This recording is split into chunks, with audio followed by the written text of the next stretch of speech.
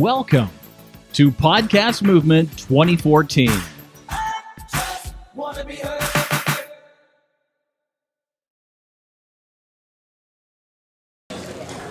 You probably wondered why in the world is Donald wearing a bright green shirt and a pink with wonderful blue stripes on a tie.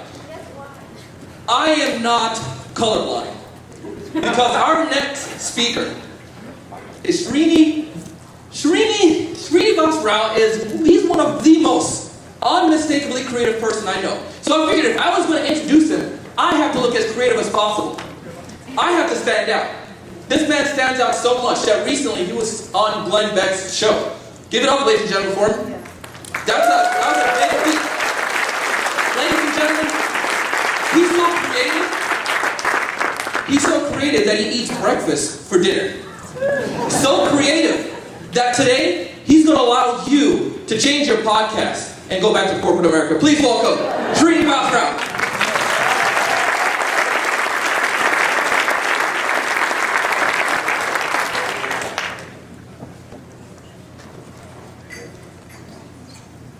Well, I don't have any masturbation jokes, unfortunately. So hopefully you guys got all of that out of your systems before you got it this morning. How many of you are familiar with the unmistakable creative? Alright, so I'm going to do one really selfish thing right now. If you haven't subscribed, take out your phones and subscribe to the unmistakable creative. Dan emailed me a couple of months ago, and he told me about this event. And when he asked if I would come and speak, I replied back to him. I said that I would do it on one condition. He said, "What's that?" I said, "I don't want to talk about podcasting." He was like, "That's ridiculous." But for some reason, he still thought it would be a good idea for me to be here. You see, I don't really consider myself a podcaster as much as I do a storyteller who happens to use podcasting as the medium for which I tell my stories, which are all entirely driven by curiosity. Stories that lead to change in the world, stories that are often ignored but need more of a spotlight on them, stories that move us forward to better outcomes for humanity. So, as I thought about what I wanted to speak to you about today, I thought that the thing that would make the most sense was to tell you a series of stories from my own life and my own journey of building what many of you, and some of you know today as unmistakable creative. In April 2009, I graduated from business school at Pepperdine University into what people were calling the worst recession in history. The summer before, I had been a social media strategy intern with Intuit's TurboTax group, and that's just a fancy way of saying I got paid a lot of money to surf the web and make things that never saw the light of day. I was basically left with about a month's worth of rent left over from my financial aid checks, a little bit of money left for food, and no idea how I was going to find a job in what looked to be one of the most treacherous job markets ever imaginable. And I was watching a lot of young people find really interesting ways to use social media to find jobs, and I stumbled upon this. This girl had started a website called twittershouldhireme.com. This website ended up getting all sorts of national media attention. She ended up getting a job offer from Twitter and dozens of other job offers. So many, in fact, that she ended up not having to take any of those jobs and starting her own company.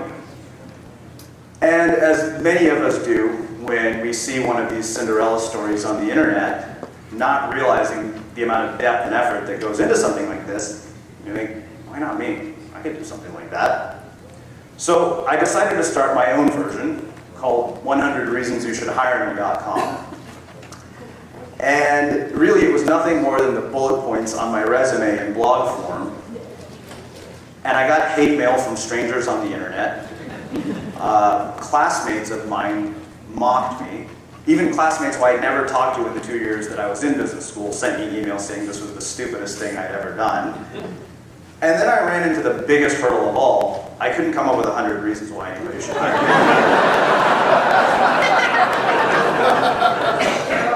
So that took me right back to the drawing board. And it led led me down the rabbit hole of this thing called the internet.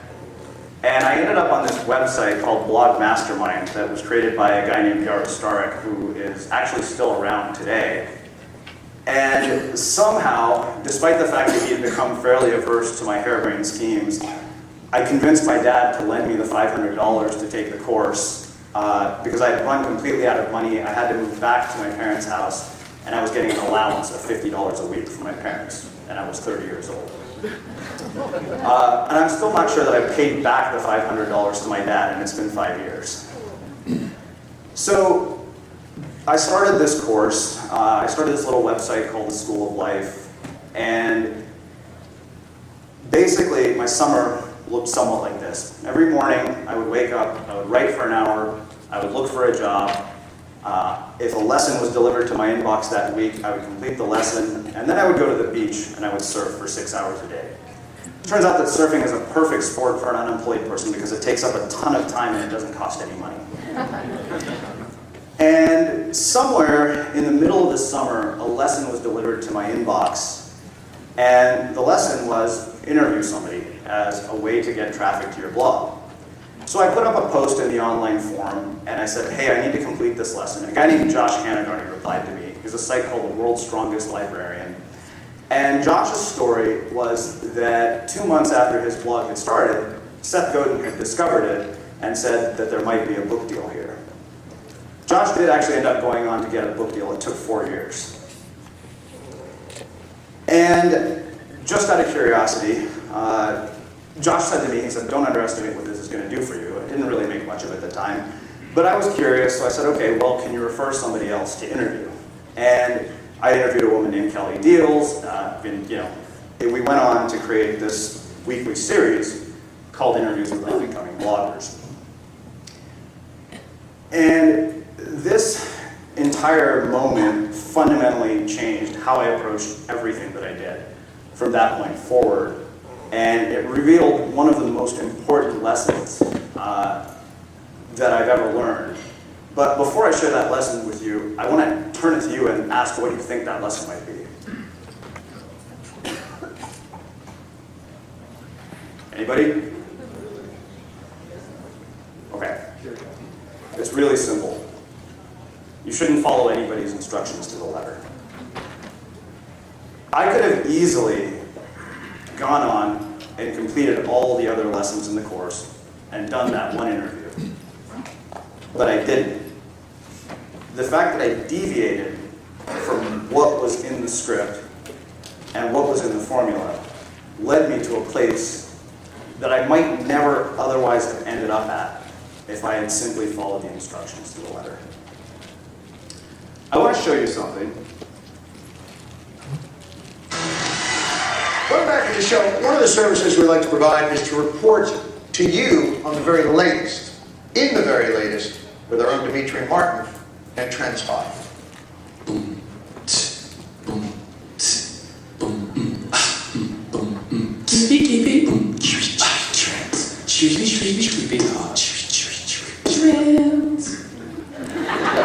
The trend this week is life coaching, which USA Today says is all the rage, but not in an angry way.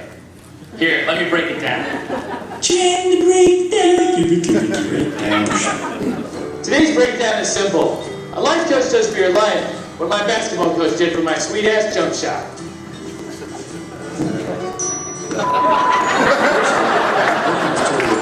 And my hands were kind of hurting. So let's find out from a real life coach. A life coach is a partner who people hire to help them stay focused, to help them create a vision of where they want to go. You know, if they're working too hard, or if they're not working, or if they're stuck. Get rid of the problem, not the person. Right. It's like, don't throw out the baby with the bathwater. Exactly. Take the baby out of the bathwater and throw out the water. Yeah. And then if the baby's acting up, that's the decision you have to deal with.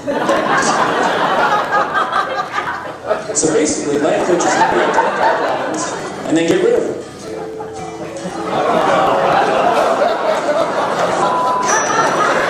So a life coach is just like having a really good friend. I charge on a monthly package basis, and the package ranges from $275 a month up to 5:25. Oh, okay. So a life coach is like having a really good friend who charges. How does one become a life coach? Coach University, and there's several, and they have a pretty stringent credentialing process. She's right. It is really hard to get into Coach U because it's only online, which means you need a computer, internet access, and hands. Okay, so you just need hands. So a life coach is like having a really expensive friend with limited credentials and hands. Beautiful, beautiful hands. So can I sit in on one of your sessions? Normally, because of confidentiality issues, we don't have anyone observing our sessions. But under the circumstances, if you're really quiet, we'll let you kind of sit there like a fly on the wall. I'll be like a fly on the other side of the wall. So, the kinds of things that I need to do, because it can't just all be passive. You know, the website is great, and I'm glad I'm doing that. The networking is great.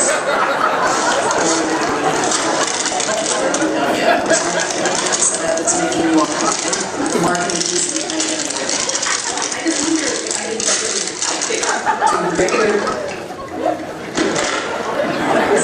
That was a hell of a session, even without milk. Time to talk to the life coachee.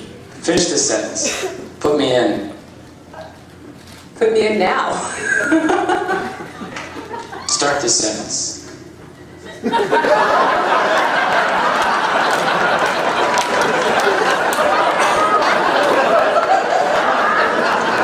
Do you see a difference in your life since going to a life coach? I am actually now a life coach. Holy! Coachee has become the coach. So we laugh because it's funny, but there's also an element of truth to it. And you could replace the word life coach with interview-based podcaster, and it would be the same video. Because at the moment, we're suffering from a mimicry epidemic in which there are thousands of Me Too products being created, and it's not sustainable, it's not much fun, and we're robbing ourselves of the opportunity for true self-expression, true creativity, and we're also robbing the world of that gift. And if all you do is follow in the footsteps of your heroes, your role models, and your predecessors, at best, you'll become a pale imitation.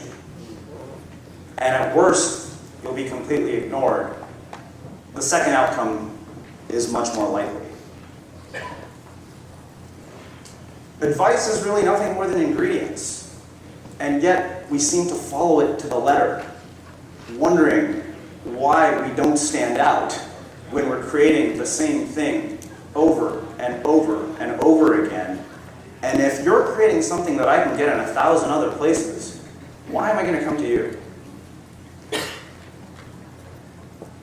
You see, real breakthroughs, real innovation, and real creativity actually happen in trying the things that might not work. I didn't have any aspirations to start a podcast.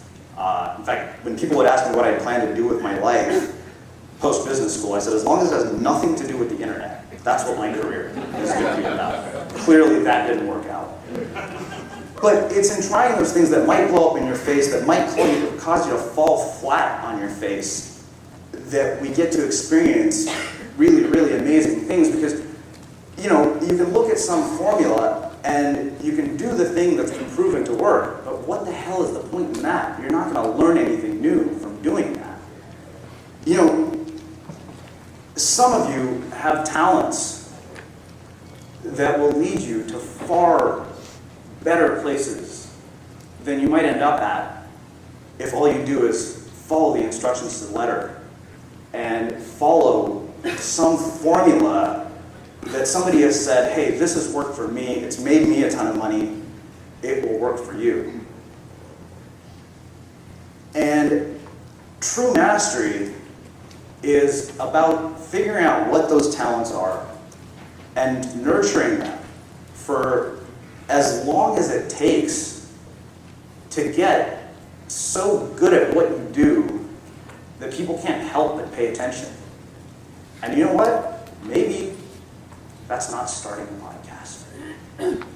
Maybe you're far better at something else. So instead of starting a mediocre podcast, you could start something that you're 1,000 times better at. Because the reality is that great art isn't something that gets created on an assembly line. It's not something you can just keep churning out. We've somehow gotten this idea in our head that we can make up for a lack of craft through volume by just producing as much as possible. And what you'll find, if you spend long enough doing that, is that it doesn't work. Because true mastery comes from depth, longevity, and genuine curiosity. And that's how you get to this place that I call being unmistakable.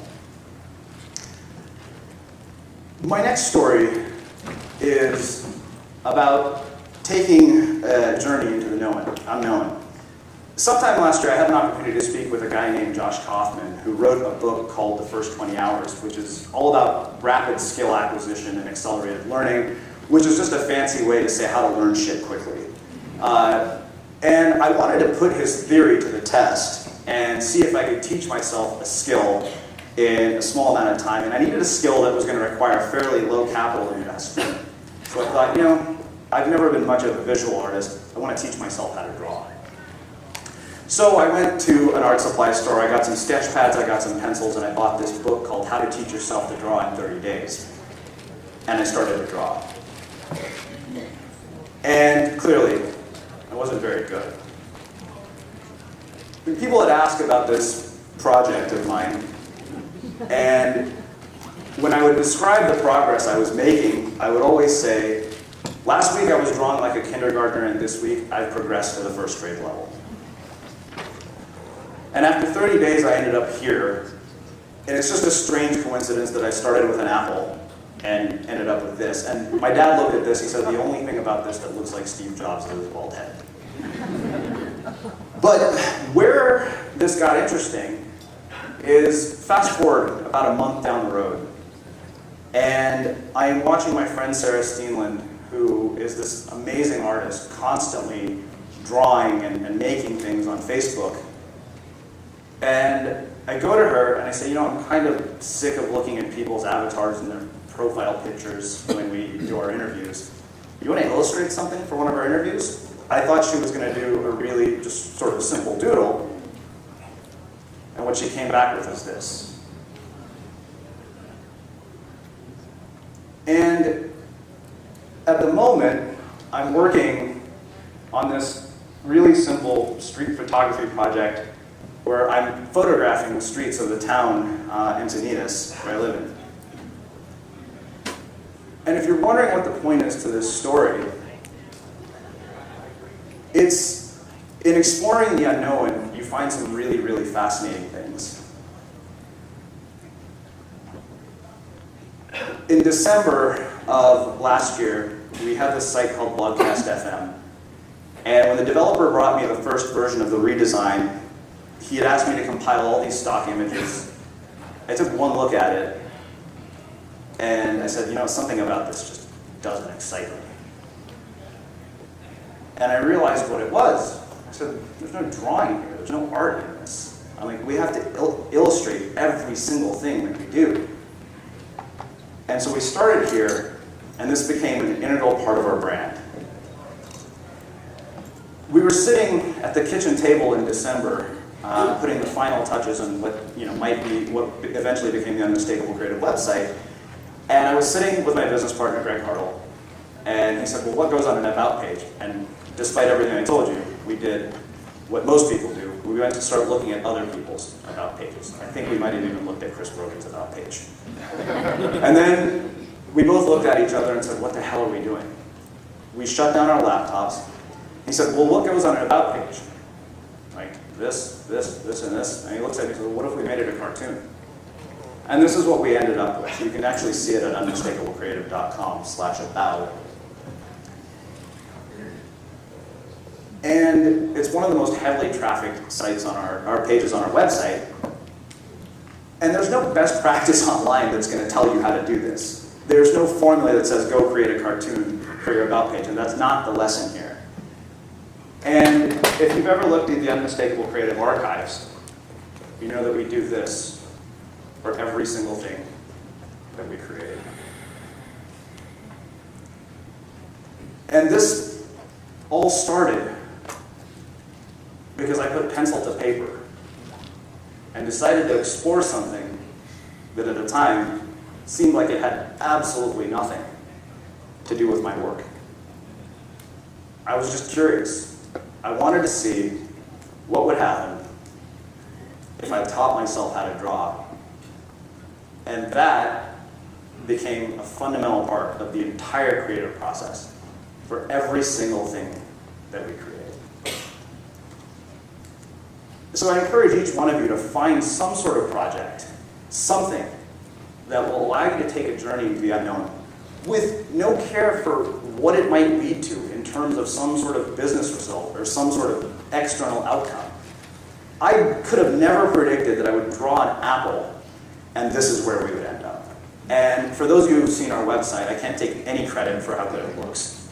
But it looks amazing because of the artists that we work with. And this plays itself out in all the events that we do. Everything we do has an element of art to it. All because I was curious. You know, Google has a 20% time policy. Implement one into your life and into your business. Because if you take this journey into the unknown, it might just lead you to somewhere amazing. My last story is about disappointment. In 2010, I had what was probably one of the best years of my entire life. I got my dream job working as a content strategist for an online travel company. I fell absolutely in love with surfing. It was the best winter California had in 10 years. And we started what was then Broadcast FM. And it was as if what was going on in the ocean, one perfect wave after another, was paralleling what was going on in my life. At the beginning of 2011, my boss called me into his office and said, we're going to be doing a substantial layoff. The hours for the project that you're working on are going to be reduced to 10 hours a week. So I convinced him to let me do the job from Costa Rica because they have really good waves in Costa Rica. And I thought I had achieved the 4-hour work week. And I thought I was about to go live the dream, which turned out to be a bit more like a nightmare because the internet connection is unreliable. And I was really lonely. I didn't have any friends. A couple of months after I got there, I was let go from the job. I found out a sponsor who owed us $6,000 was never going to pay us. And the next day I almost drowned surfing a 13-foot day in Nicaragua. At that point, I just started making phone calls to anybody who would talk to us about sponsoring our show. And in the fall, we landed our first paying sponsor. And I packed up my bags and I came home because it still wasn't enough money to live off of. And I started searching for a job. And the very thing that would get me into the door at almost any interview, this body of work that I had created, was the very thing that would keep me from getting hired. Because what they saw was somebody who was so far down the road of creating something that they knew the second I didn't need the job, I would be gone. So after a couple of months of this, I gave up. And for the next 2 years, I did just about anything anybody would be willing to pay me for. I did freelance work. I updated people's websites. I designed some god-awful websites that I found opportunities to do on Craigslist for like $200. I wrote a book that never saw the light of day. It just really didn't do well. I created information products that failed. Nothing that I tried really worked. And some of you who've known me for the last several years can attest to that. And I'd love to tell you that I have something internally that other people don't that keeps me going like that. But that's the furthest thing from the truth. I had reached a point of no return. And when you reach a point of no return, your only choice is to live through brief moments of audacity in hopes that it might lead to an occasional moment of greatness. Fast forward to May 2013, and the trajectory of my life started to take a radical turn at a pace that I could have never predicted. A business partner and I, who had worked together for 2 years, decided to part ways. And I hit a level of momentum which was unlike anything I had ever experienced. In October of 2013, I self-published a book called The Art of Being Unmistakable. Somehow it landed in the hands of Glenn Beck, who I knew nothing about, and is now actually a friend of mine, which is a really weird thing. Glenn fell in love with the book, had me on his show. The book went on to sell 15,000 copies, became a Wall Street Journal bestseller. In January, we launched the Unmistakable Creative, and people absolutely fell in love with what we were doing. We got a ton of money all at once from sponsors. And in April of this last year, we put on our first in-person event, which was a 60-person, 9-speaker, 2-day, highly curated, application-only event that was sold out at $1,300 a ticket.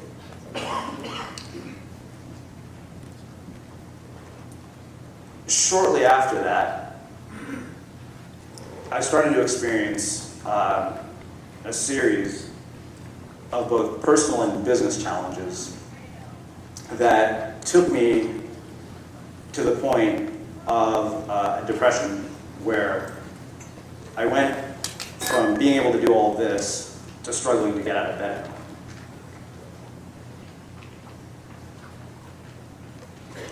So just imagine being able to wake up for 2 years, write 1,000 words a day as easily as brushing your teeth, doing the best creative work of your life, to struggling to get out of bed and lying there, looking at a clock, hoping the time would pass, and knowing you still had to force yourself to get out of bed, because if you didn't, you would lose everything that you had worked for.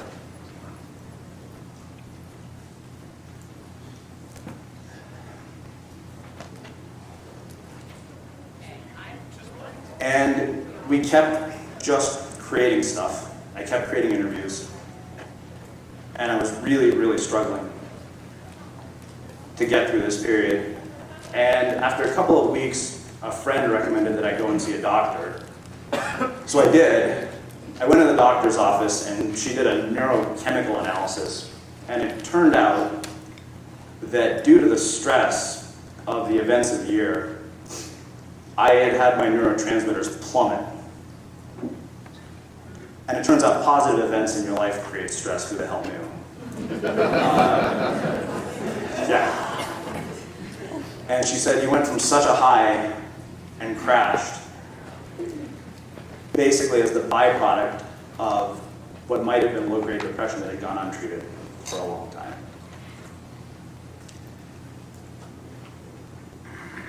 And I share this story with you because I think we have this idea that you get to a certain level of success and you're immune to disappointment and to challenges. And my friend Meg Warden always says to me, if you're going to push edges, you're going to keep inviting a greater set of challenges into your life.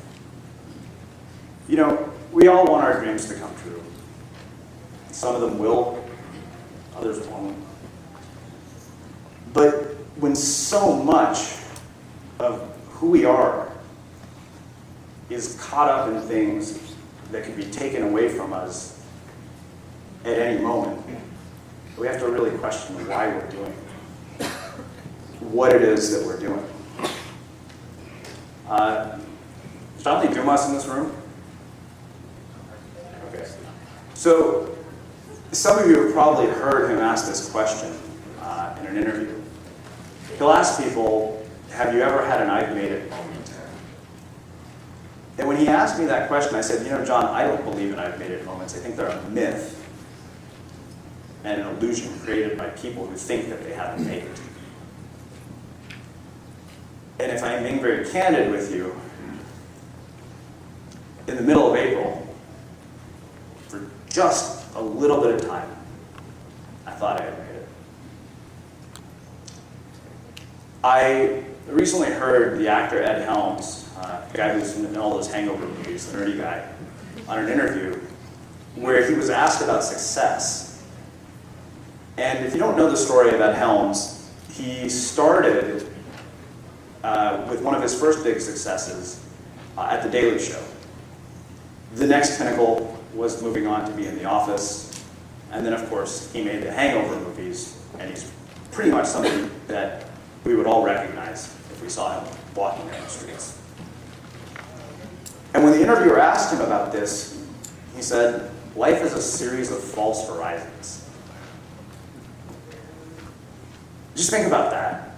Ed Helms, who is likely more famous than many of us in this room ever will be, and he looks out and he still sees the horizon.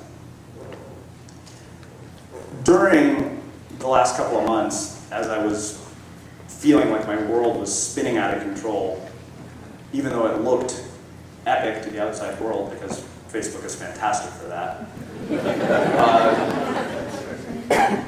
my business partner, mentor, and friend, Greg Hartle, sent me a text, and he said, "It's really important that you remember that you're just at the beginning of the arc of your body of work. We've been at this for 5 years. That's half a decade. And we're just at the beginning. Look out. And we still see the horizon." So, given all of that, what I would ask you to consider is, how long can you stay in a place of genuine curiosity and inquiry to figure out what it is that you were put here to do, to figure out what story you're put here to tell? If there's anything the last 9 months have taught me, it's that it's not the "I've made it" moments that make us. It's the ones that almost break us that give us the strength and the courage and the resilience to keep showing up day after day, month after month, and year after year. So I'll leave you with 2 final thoughts that I hope you'll apply to your lives, to your businesses, and to your journey, no matter where it takes you. And that is to stay humble and to stay curious. Thank you very much.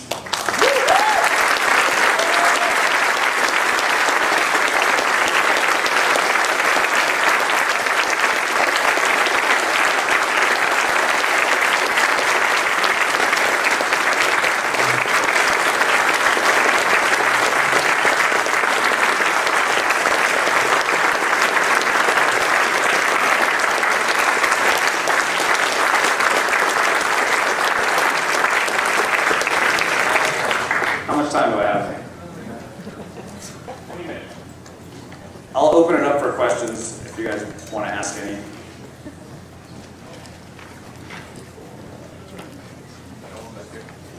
I don't know anything about podcasting, as I mentioned. Don't ask me any questions about podcasting.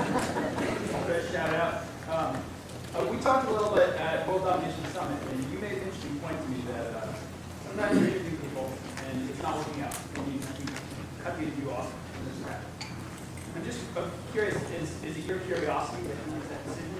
At what point does something become so unbearable that you have to act? Oh, while I'm in an interview? Yeah.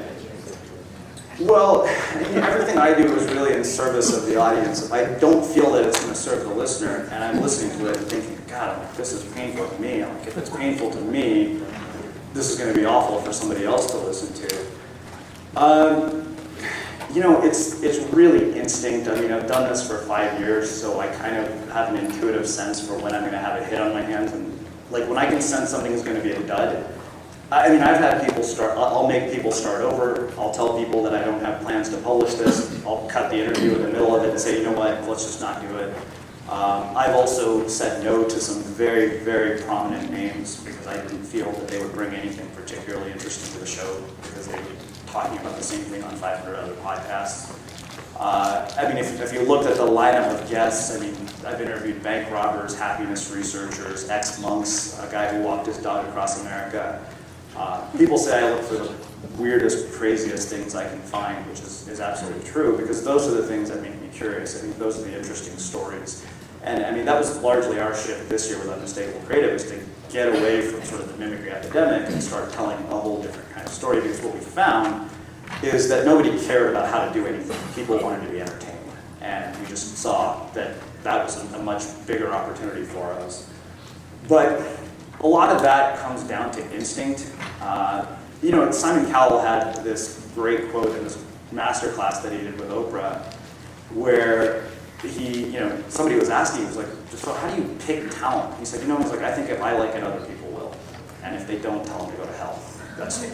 So that's really what it is. It's personal taste and personal preference. Have you thought, because a lot of your guests have gone through these crazy journeys and done all these really crazy things, besides getting arrested or something like that, have you thought of just taking 3 months and going on some crazy journey just to kind of enliven your life a bit more? Yeah, the thing is that here's what's interesting about being where we're at is it's weird, right? Like post-instigator experience, which was our sort of big pivot point.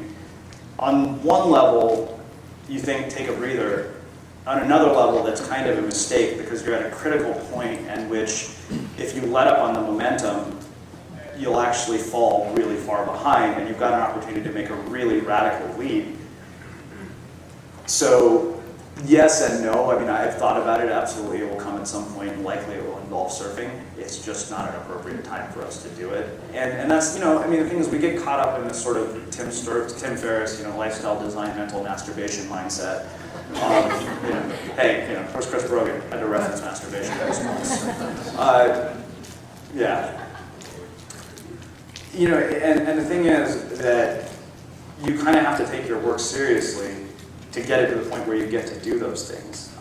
You've seen this journey of mine.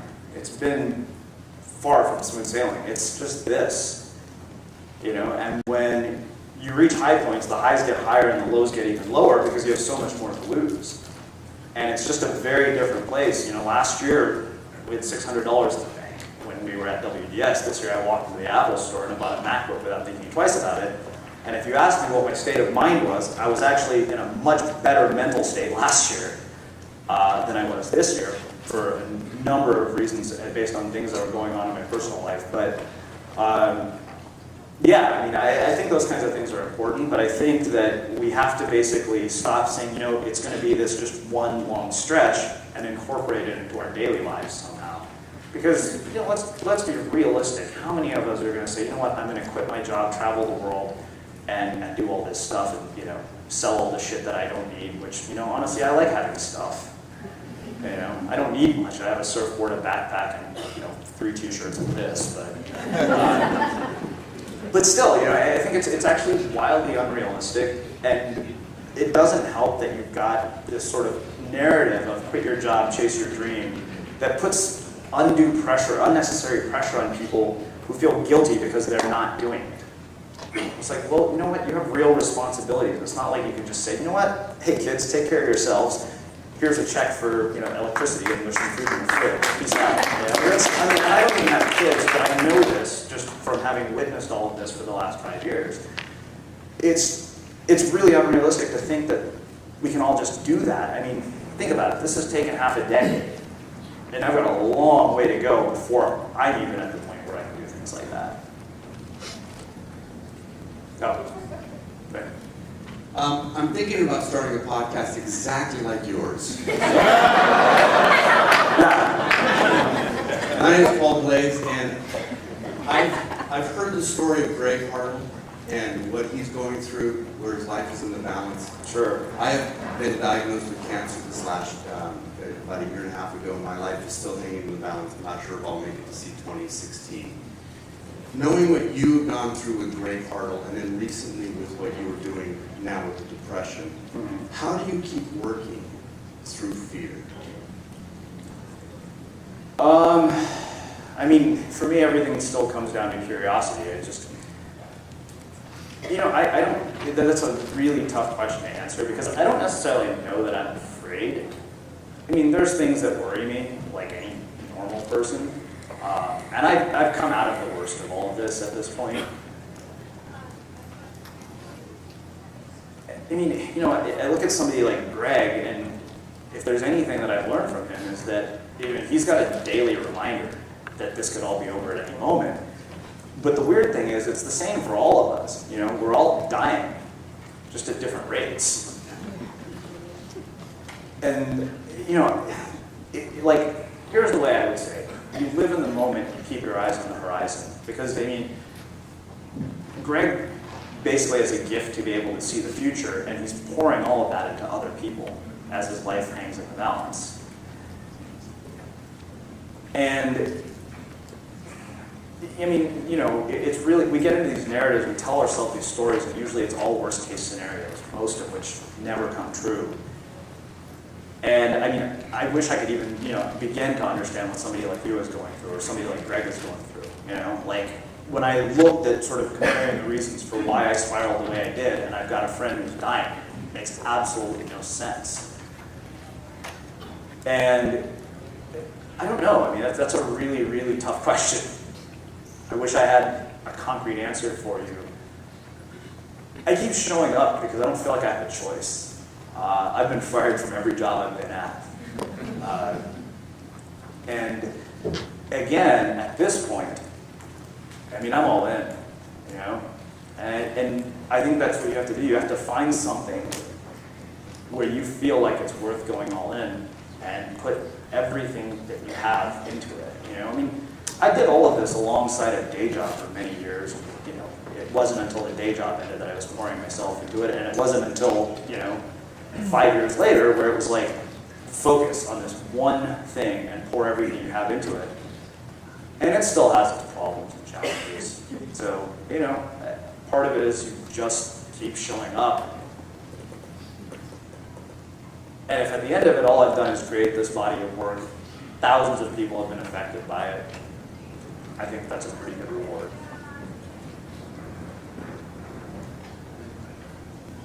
Srini, thank you for sharing your story, by the way. That was incredible.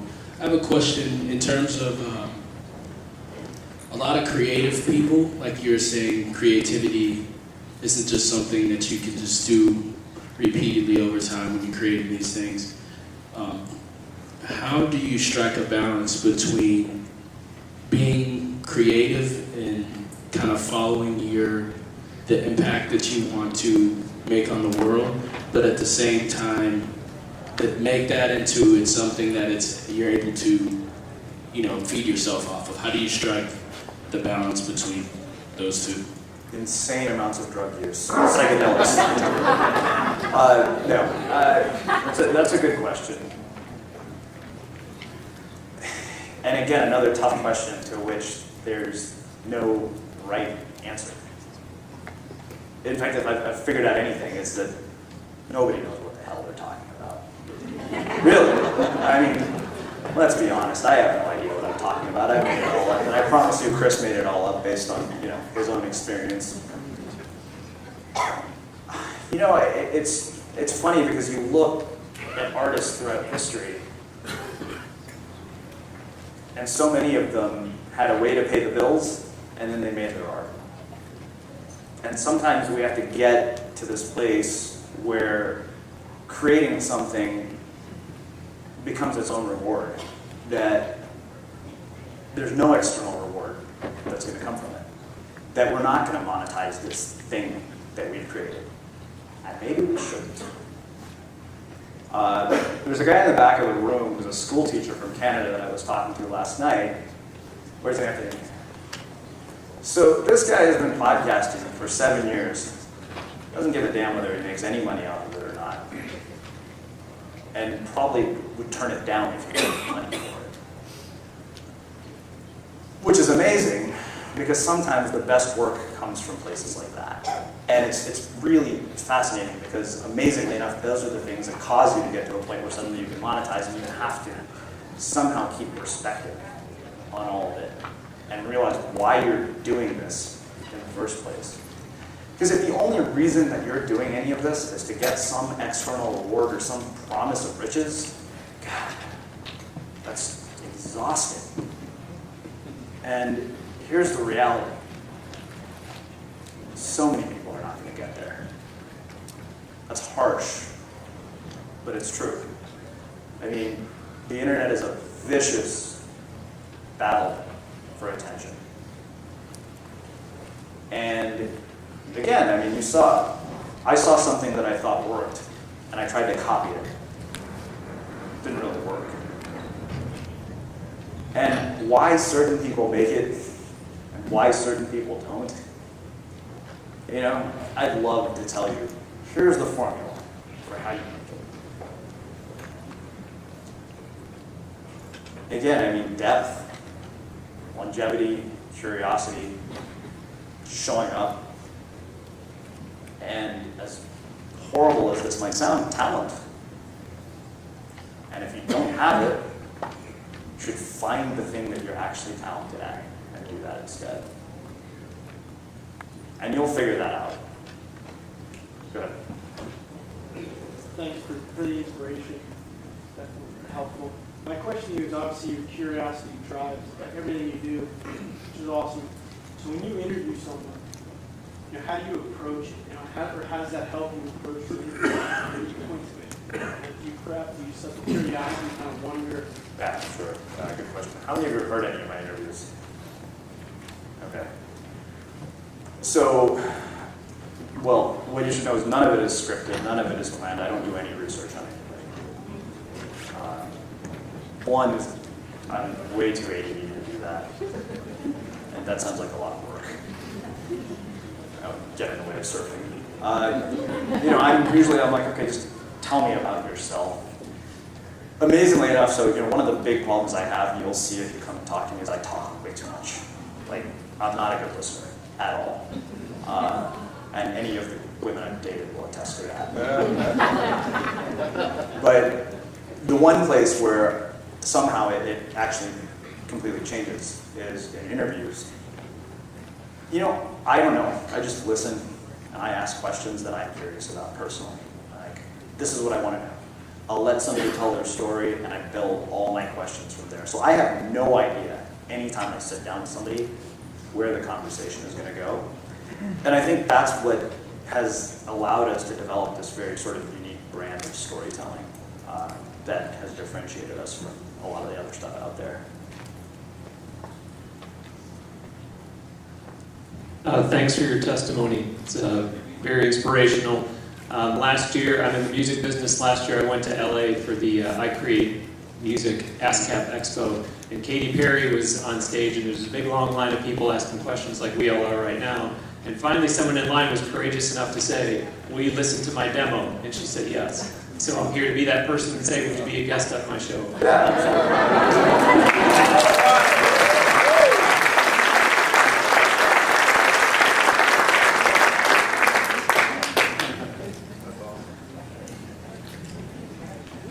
Thank you for your warning against mimicry, and I absolutely am with you on that. But there may be some people who say, well, I don't know where I guess they're searching for that creativity, and they haven't come up with that idea. And so I don't know if you have an idea of where creativity comes from. Does it come from inspiration? How would you define that? Yeah, that's a good question. I mean, I think it comes from absorbing multiple art forms, you know? I mean, I've been fortunate enough to have so many inputs, and somehow the dots connected, 4 years later. I talked to a guy named Eric Wall, who's a graffiti artist, and if you haven't seen his work, it's phenomenal. Probably the coolest stuff I've ever seen on the web, like just really mind-blowing stuff and beautiful talks. And one of the things he told me is that his work was about taking extreme matchups from different art forms and mixing them together to create epic audience experiences. I mean, if you look at anything that we do, it goes far beyond the episode. Like the artwork is a significant part of what we do. It's a signature part of our brand, and it adds to the experience. It has nothing to do with the show, so it's about mixing different art forms, and I think that comes from exposing yourself to different art forms. Like the more you have sort of a creative input, the more it'll connect in ways that only you could connect them. So that's one place. The other is just experiments. I mean, the amount of ridiculous things I've tried on the web. I mean, I only showed you half of them. I tried to start a website for MBA interns to find jobs. That was a disaster because I had a developer in Pakistan working on it, and then when the riots were going on there, I was like, dude, why isn't our website up? Not realizing that, oh, there are riots going on. I should probably be a bit more sensitive to the issues in this country. I mean, anything that we tried, I mean, I had probably a dozen blogs that nobody ever read, nobody ever saw. I mean, even the School of Life, I worked on that for 4 years. It never really achieved liftoff. I mean, you saw where we started, literally just a page with some notes and an MP3 file. And at that time, people were saying podcasting was going to die. We're lucky. We're the beneficiary of a 5-year head start on a trend. But I think it really comes down to experimentation. And there's a great book that everybody should read by a guy named Peter Sims called Little Bets. It's about the innovation process that people like Chris Rock, people like Pixar, everybody at Apple use. Is that what they do is, the whole Silicon Valley minimum viable product thing, where they try the smallest version of something. I mean, I wrote The Art of Being Unmistakable through a series of Facebook status updates. Literally, I called it committing career suicide on Facebook, one status update at a time. And they were little bets. It was like, does this resonate? It's like, wow, that got 60 likes on Facebook. I'm like, I should put that in a book. And and the thing is, what does that cost me? Nothing. And that's not the lesson here. That's just one of the examples. I mean, we'll try things. We'll throw out an image of something. When we did the Instigator experience, I made up some new agey sounding copy about how life-changing this would be. That happens when you have friends who are life coaches. And I said, this is going to be unlike anything else that anybody's ever been to. It's going to have none of the usual suspects, blah, blah, blah, blah, blah. It was like 6 pages, no idea what the hell it was about. It's like, put your email address here. 9 months later, it's reality. I mean, so it really is about trying things and experimenting with things in a way that doesn't cost you anything, but will ultimately cause you to learn something, even if it doesn't work. Our online forums failed. We did a book that failed. Information products that nobody ever bought. Things that I would never sign my name to now. If I saw some of the book covers that we worked on, I would be like, who the hell made this? They should be fired. Because, as you can see, everything we do is entirely design-driven. It's a huge part of the way we do things. Like, to me, I'm like, if it's not beautiful, I'm neurotic when it comes to this. We would go to event venues. We would drive up to the door and I'm like, let's get the hell out of here. Event managers are like, why? Because we're not having the event here. So you haven't seen the inside. I'm like, we're not going inside here. I can tell from looking outside. So here's one thing to think about, right, when you create things. And this is really where this whole visual art process really influenced me. If you look at something that you created and it doesn't turn you on, how the hell is it going to turn anybody else on? That's... Hey, Nicole. Hey. So I'm walking through the Museum of Srinivas Rao. That's right. I forgot to use that. That's right, you did. So I'm bringing it up. I'm a visual person. What is going to stick out to me the most? That will be, oh my God, I'm remembering this. Boy, okay, so, so our podcast is actually it's one asset that's part of a much larger vision called Unmistakable Media, which is a media company with a focus on telling the kinds of stories that I've talked to you about using various forms of media. So I would imagine if that museum existed, it would be like a studio where you literally see a wall with framed prints of every single person we've ever interviewed, photographs, stuff from our events, films. And I was thinking about this the other day as I was talking to our new business development person. I said, we've got an opportunity to create forms of media that don't even exist yet. If you think about it, we're really in the infancy of podcasting, and we've got a way to mix media and make different art forms in a way that it's never been made before, which is really the opportunity. Not to copy the sort of guru or formula or podcast in a box or whatever the hell it is, but why aren't we mixing photo with audio, video, and doing these mashups that nobody has ever thought to do? Because to me, that's where the future lies. So there's probably stuff we're going to create that doesn't even exist yet. But I would say movies, documentaries, magazines, books, audio, video, events, that will all be part of what we eventually basically unfold with unmistakable media. We look at things and we're like, when we did the Instigator experience, like we're building the foundation for the next 10 years. And that's another question you have to ask yourself. Can I do this for 10 years? Do I want to even be doing this for 10 years? And if you look at it and you're like, and you're not going to know necessarily, but it's worth considering. Thanks for reading. There we go. Yeah, thanks for sharing your story. It really, I resonated with it, and it's real and it's raw, and it's not as pleasurable or entertaining as masturbation, but it's an important message. And actually, you kind of answered the question just now. I've been waiting for a little bit, but you said that you don't necessarily identify yourself as a podcaster because you have this much greater vision. Mm-hmm. And you've already mentioned a couple other things, but what should we be thinking about in terms of maybe breaking that podcast mold and thinking bigger like you are with your unmistakable media? Boy, that's a tough question.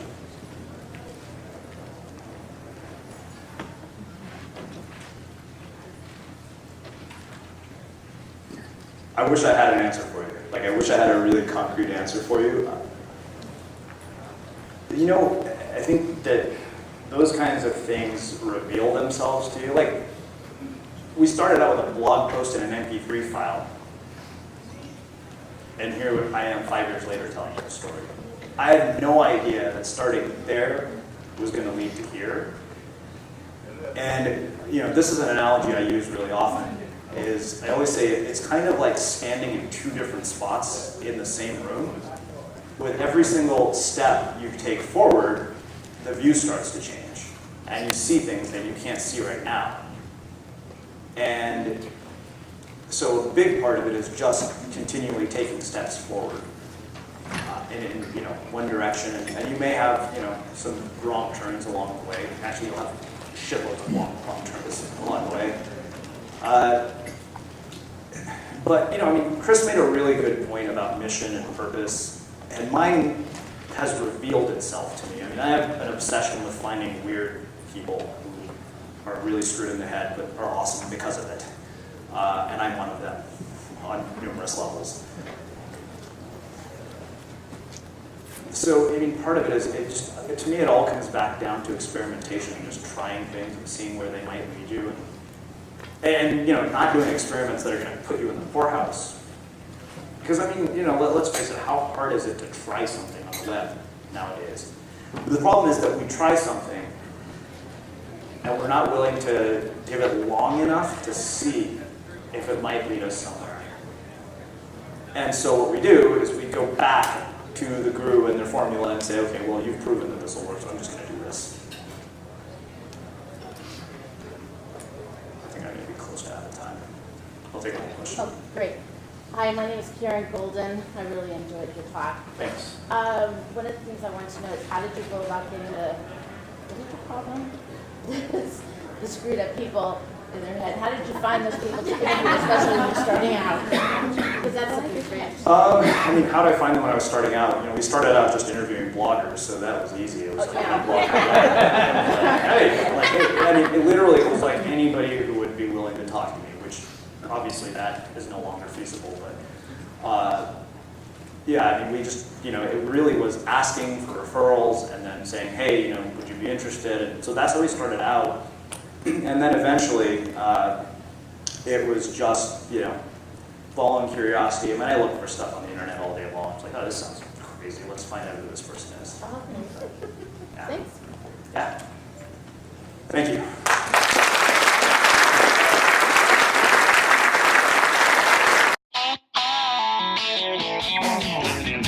In 2015, podcast movement goes west. Mark your calendars now, as Podcast Movement 2015 is headed to the Omni Hotel in downtown Fort Worth, Texas, July 31st through August 2nd.